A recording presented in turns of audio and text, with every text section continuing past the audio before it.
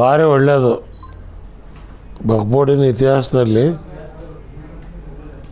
ವಿದ್ಯಾವಂತರು, ಪರಿಣಿತರು, ಪ್ರಾಮಾಣಿಕರು ಇವರನ್ನು ಜನ ಆರಿಸಿ ಮೆಂಬರ್ ಮಾಡಿ ಕಳಿಸಿದರು. ಸರ್ಕಾರಕ್ಕೆ ನಾನು ಅಭಿನಂದಿಸ್ತೇನೆ. ಇವರಿಗೆ ಆರಿಸೋದ್ರ ಮೂಲಕ ಒಂದು ಒಳ್ಳೆಯ ಸಂದೇಶವನ್ನು ರಾಜ್ಯದ ಜನತೆ ಕೊಟ್ಟಿದ್ದೀರಿ. ಮತ್ತು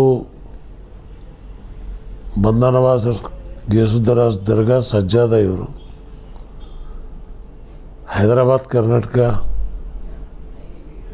ಮತೀಯ ಸೌಹಾರ್ದತೆಗೆ ಶರಣಬಸಪ್ಪ ಹಾಗೂ ಬಂಧನವಾಸ್ ಈ ಎರಡು ದೊಡ್ಡ ಸಂಸ್ಥೆಗಳು, ಎರಡು ದೊಡ್ಡ ಧರ್ಮಪೀಠಗಳು, ಅದರ ಪೀಠಾಧಿಪತಿಯಾಗಿರ್ತಕ್ಕಂಥ ಅಲಿಬಾಬಾರವರು ಇವತ್ತು ವಕ್ಫ್ ಬೋರ್ಡ್ ಚೇರ್ಮನ್ ಆಗಿರ್ತಕ್ಕಂಥದ್ದು ಅತ್ಯಂತ ಸಂತೋಷದಾಯಕವಾದಂಥದ್ದು.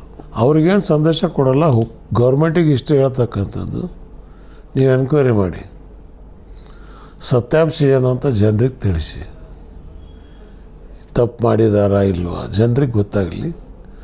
ಅದನ್ನು ಗೌರ್ಮೆಂಟ್ ಮಾಡದೇ ಇದ್ದರೆ ನಾನೇ ಹೈಕೋರ್ಟಿಗೆ ಹೋಗ್ಬೇಕು ಅಂತಿದ್ದೇನೆ. ಕರ್ನಾಟಕ ರಾಜ್ಯ 7 ಕೋಟಿ ಜನಸಂಖ್ಯೆ ದಾಟ್ತಾ ಇದ್ದೀವಿ ನಾವು.